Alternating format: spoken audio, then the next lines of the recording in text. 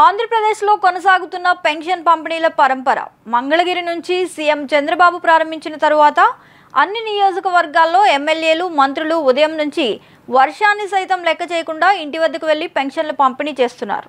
ఈ నేపథ్యంలో భీమిలి నియోజకవర్గ ఎమ్మెల్యే గంటా శ్రీనివాసరావు మధురవాడలో స్వయంగా పెన్షన్ పంపిణీ చేశారు.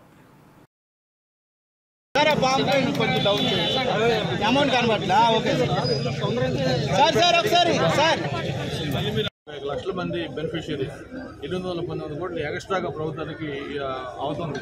ఇంత పెద్ద ఎత్తున చేసేటప్పుడు ఏదో దాన్ని అధికారులు తూతుమంత్రంగా రొటీన్గా చేసే బదులు దీన్ని ఒక వాళ్ళ కరెక్ట్ అయ్యే విధంగా వాళ్ళతో పాటు వాళ్ళ మనోభావాలు పంచుకునే విధంగా వాళ్ళు ఏమనుకుంటున్నారు ఏ విధంగా వాళ్ళ మనోభావాలని తెలుసుకునే విధంగా ముఖ్యమంత్రితో సహా అందరూ పార్టిసిపేట్ చేయడం ఒక కొత్త సాంప్రదాయానికి శ్రీకారం.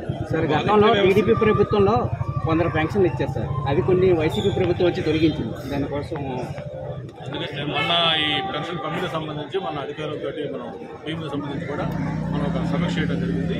ఇప్పుడు ఈ నెల అయితే ఏదైతే ఉందో గతంలో ఎవరైతే లిస్ట్ ఉందో లిస్ట్ ప్రకారం ఇస్తా ఉన్నాం. మళ్ళీ దీన్ని వెంటనే సమీక్ష చేస్తూ ఉన్నాం. ఎవరికైతే ఎలిజిబిలిటీ ఉండి వాళ్ళు పొలిటికల్ ప్రెషర్స్ తోటి తీసేశారో వాళ్ళందరూ కూడా మళ్ళీ ఖచ్చితంగా. అలాగే ఎవరైతే ఇంకా కొత్త పెన్షన్స్ అప్లికేషన్ పెట్టుకొని ఇంకా ప్రాసెస్ కావాల్సిందో వాళ్ళందరూ కూడా ప్రాసెస్ చేయమని చెప్పారు.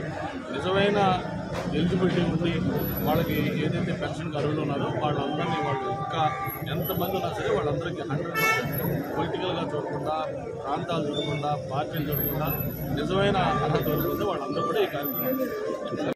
నిరంతర సంచలన వార్తా సమాచారం కోసం వీక్షిస్తూనే ఉండండి మా VST news. Please subscribe our channel VST news.